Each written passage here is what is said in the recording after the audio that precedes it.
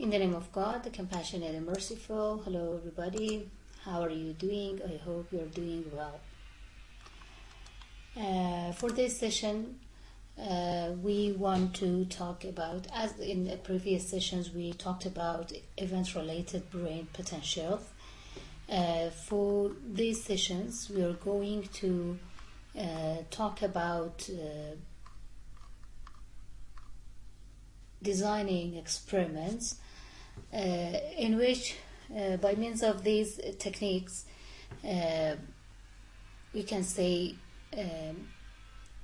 we can make it possible to know a lot about how language is represented and processed, but by themselves they are not useful, and they are only part of large experimental design that produce results.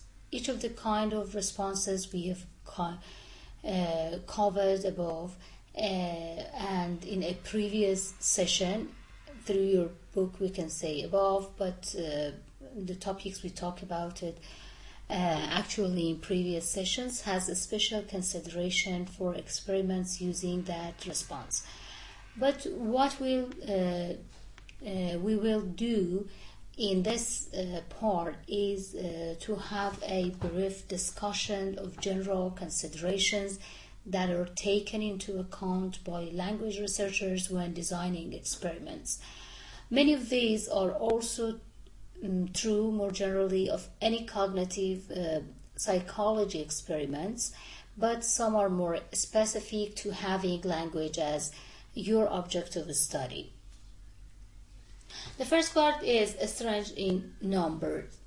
While researchers use one or two examples to show what their stimuli look like, because in each experiment we may have a stimuli, and the researchers want to show that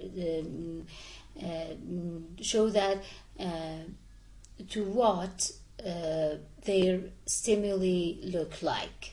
They use a lot more than just one or two items in actual experiments.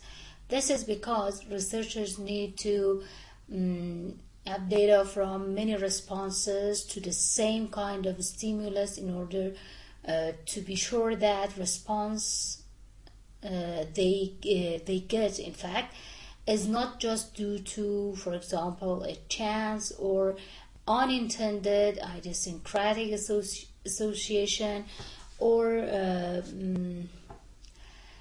unintended aspect of the stimulus and other external factors. They want to omit the effect of these external factors, in fact. And for example, let's say we want to know if people are able to process a color names faster when they refer to basic primary or secondary colors compared with non-basic, as I've talked about it in previous sessions too. We have a non-basic colors, for instance, tertiary or beyond colors. So will people respond faster to red, for example, compared to magenta?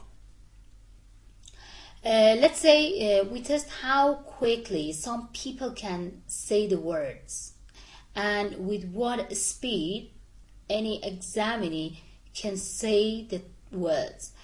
A verbal response with only a single person and a single set of test items, then the following problems can arise. What kind of problem? The first one is someone might randomly take longer to respond, and some people may, for example, again randomly say the words in short and in a good, for example, duration of time. Compared to the first one, it may take a short duration of time. And the second one is maybe red, for example, is someone's favorite color. So since this person is acquainted with this color and it's one of his hobbies or most interesting color, he or she may find it sooner than the other colors. And the third one is The red is shorter than magnetar based on its spelling forms, and someone might need to sneeze right as they're supposed to respond. So this sneeze may take times, and you may record a longer time. So these problems can be alleviated somewhat by running the same item set on a lot and lots of people, and there are a few studies out there that have done just this. So it's not acceptable to just do a practice on 2 or 3 persons. We need a great and lots number of people to participate in a study in order to eliminate the effect of other external factors. However, the solution that works much better for the vast majority of experiments is to create multiple tested items that are representative of the type of factor you want to test. Sticking with our color example, we would want to test several primary colors and several non-basic colors, not just one example of each color type.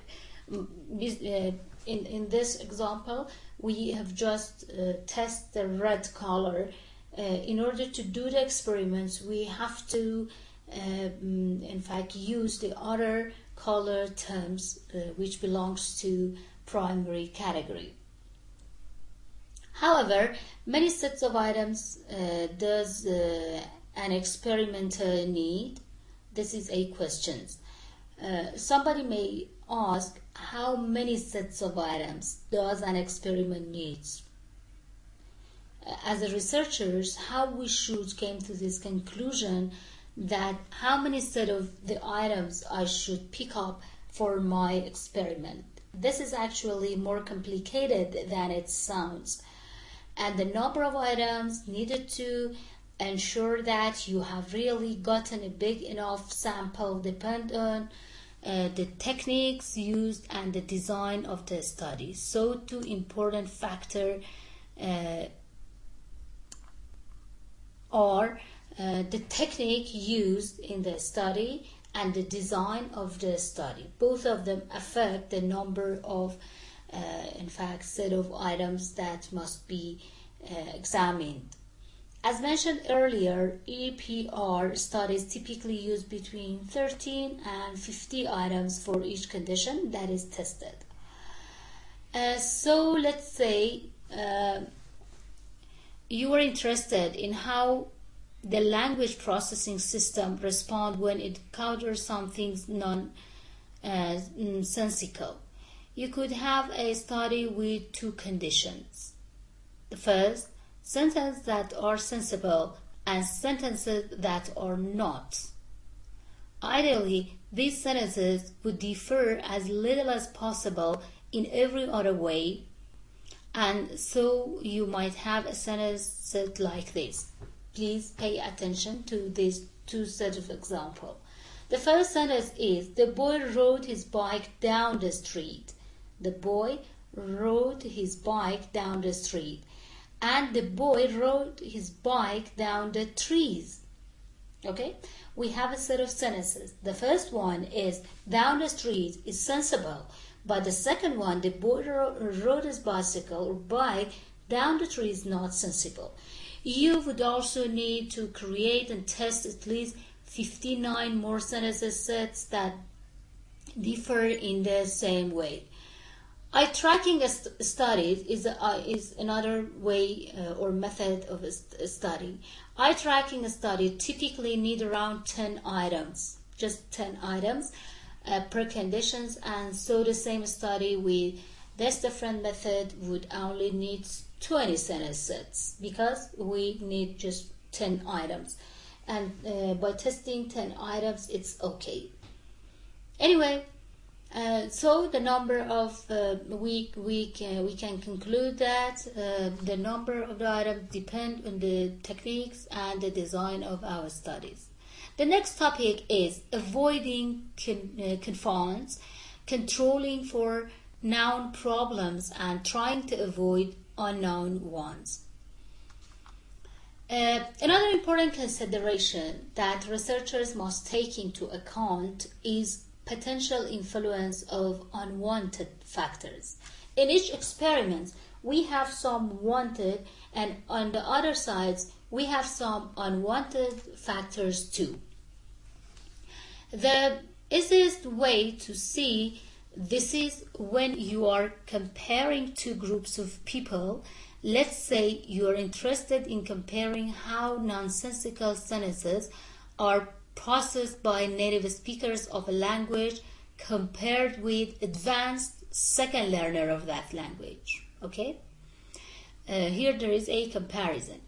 You would want to be careful to test two groups of people that are otherwise as similar as possible, because otherwise you would run the risk of having some other difference between the groups contribute to any differences in processing.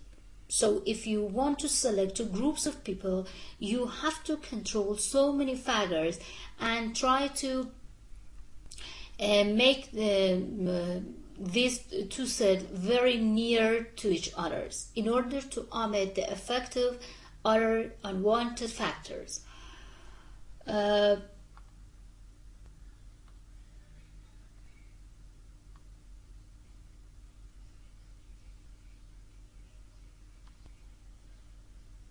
For example, let me say, that you don't control for the age of younger, for example, your participants, and that because of the way that you, for instance, recruited your participants, or even by bad luck, for example, you have a group of native speakers who are all between the ages of, for instance, 80 and 23. But your second language learners are between, for example, the age of 30 and 35.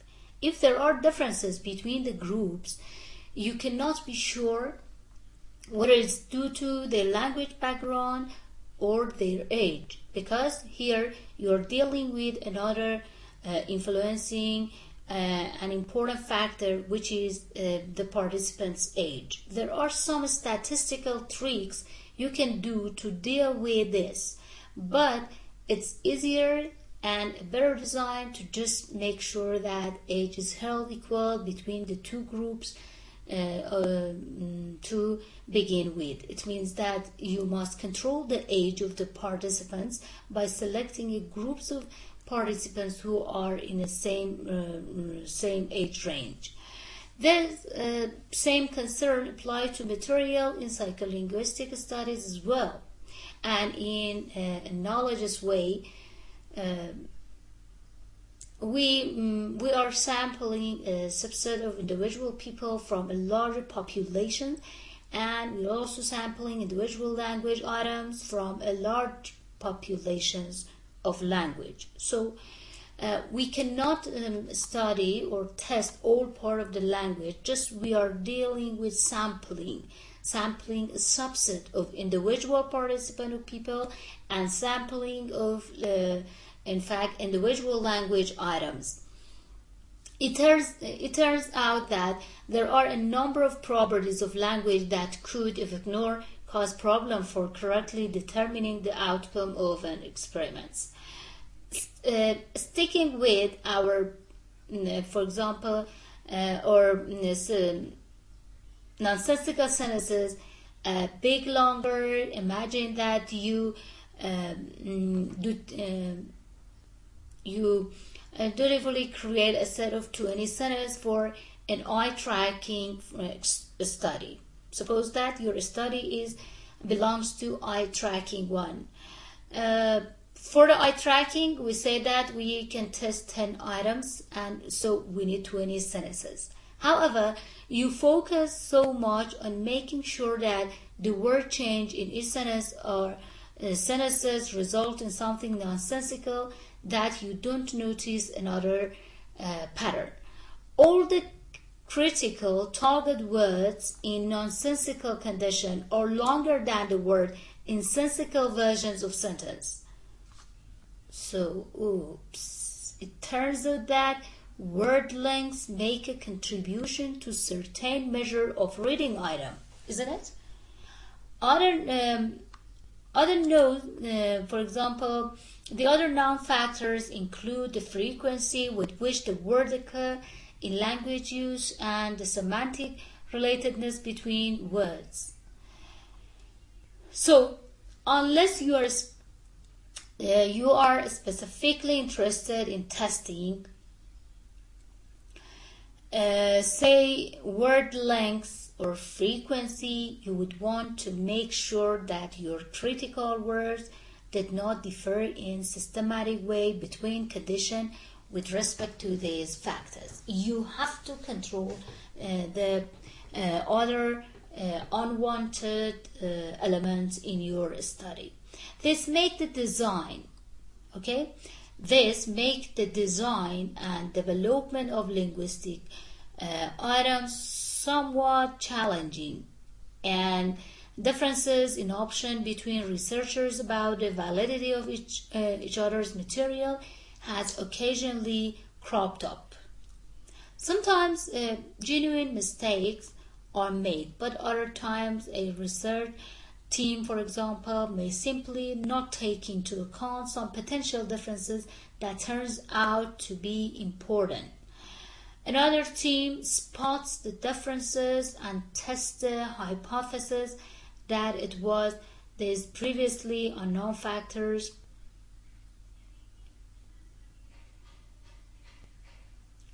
that cause or contribute to the outcomes. So in any psychological study, you have to consider what kind of element you want to test through the studies. You have to select a set of sentences or the items. You compare the things which are somehow near to each other and try to decrease the amount of unwanted factors which can affect the results in order to make the result more reliable and applicable in different part of science. Another topic is being sneaky filler items. What does it mean? You know that another aspect of psycholinguistics experiment that is important but not generally given too much airtime to descriptions of result is the use of additional items that are not a part of the experimental design. They are not a part of your experimental design but serve to distract participants from the true nature of the design or help ensure that they give valid responses. For example, let's say that you are interested in how quickly people are able to identify words and what factors are implicated in that process.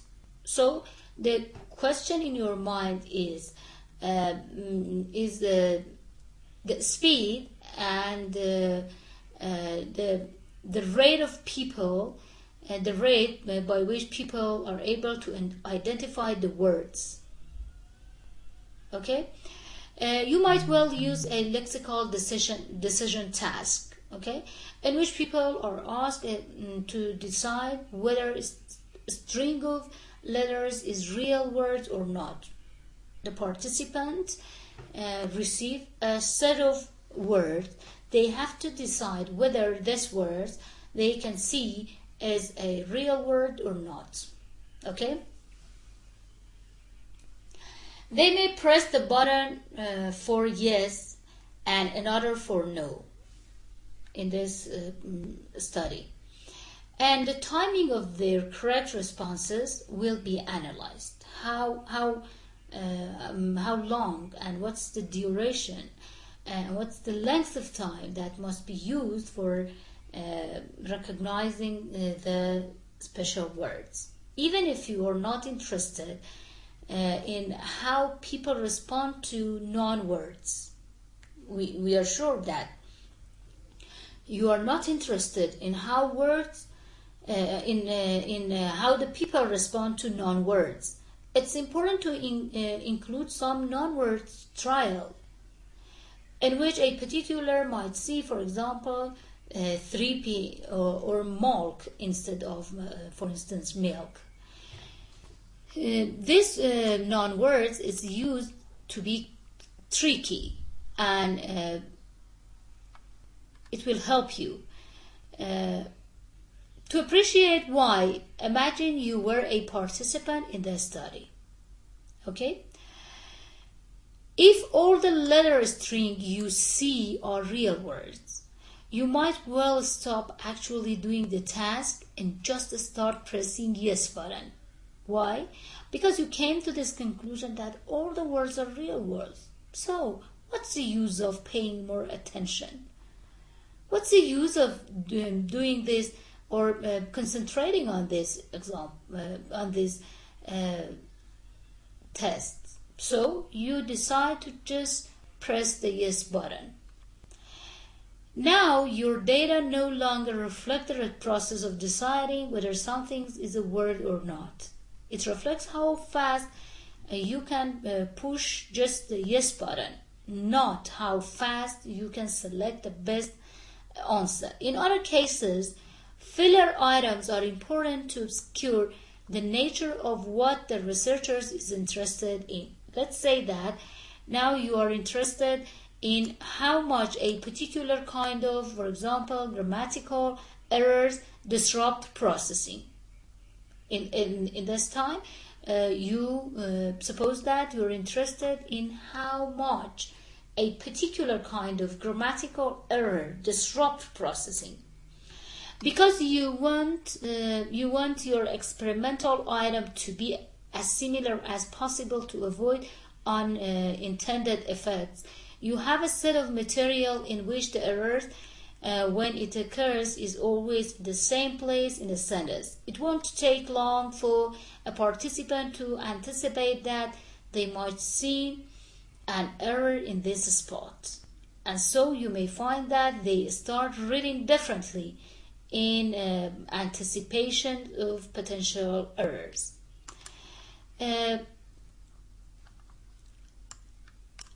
This is a problem. Why? Because you want people to read as normally as possible.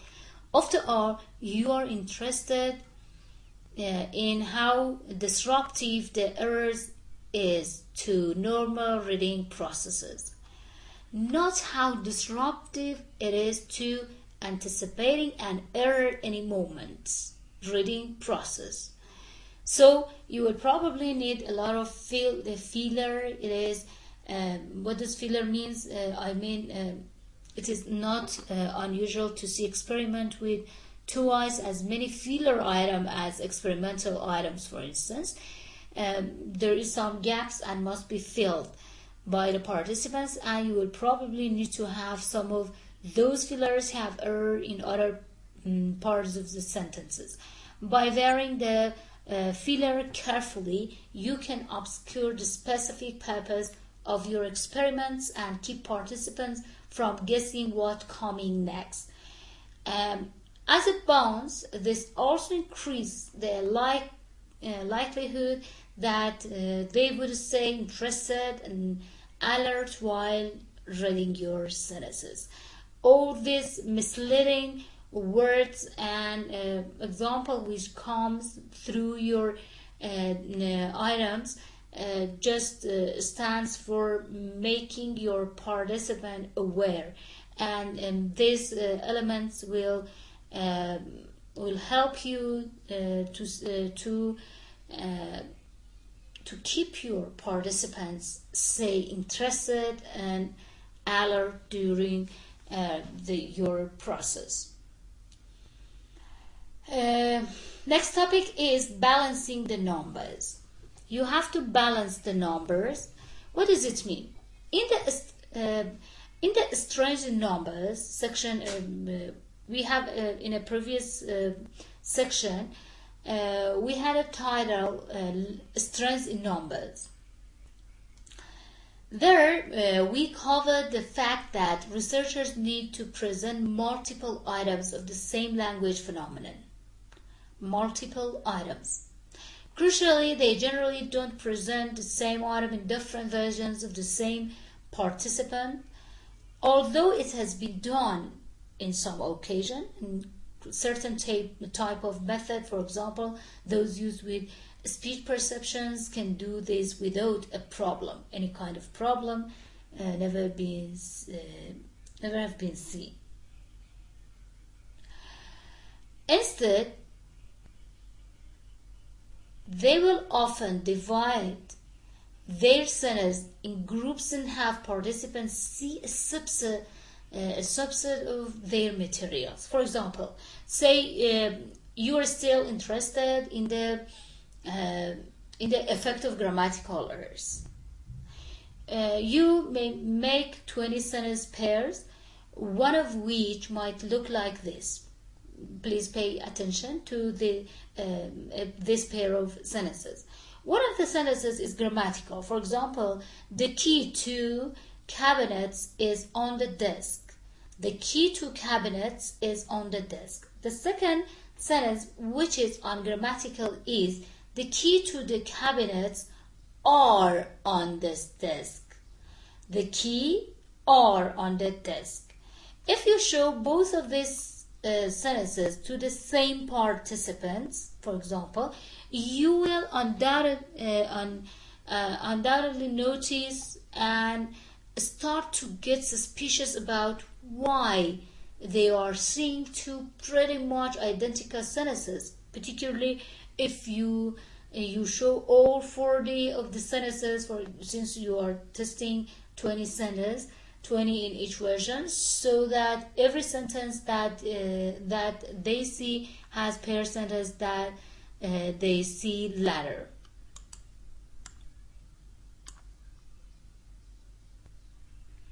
So you show the grammatical version of this sentence pair to half of the participant and ungrammatical versions of the other half. Between these two groups, you present half of the sentences in the grammatical version and the other half in their ungrammatical versions. This is sometimes referred to as a repeated measure design. You have for example, a version which is grammatical, and we have another version which is ungrammatical, and you provide both these sets to your participant. So this is sometimes referred to as repeated measure design, repeated measure, and it's certainly not unique to psycholinguistics. This method may be used although in other branches, although it is used quite often in psycholinguistics tests. Even when this particular way of balancing the number is not used, okay, researchers are careful to ensure that the way they present their material to their participant does not result in unintentionally unbalanced design, or one that inadvertently cause some type of unwanted strategy on the part of participants. All of these criterion must be considered whenever you want to design an experiment in order to test specific item in a language. And as I have focused and put emphasis, it depends on your design. What kind of material must be used, and all of these methods will be helpful in order to achieve good results. good and also reliable, which is very important, because just a result which is reliable will be important for us, not just any kind of results. So we have to control the effect of unwanted items in order to obtain a good and reliable results. That's the end of chapter 3. Thank you very much. If there is any ambiguity or questions, please contact me. Thanks again and have a good time.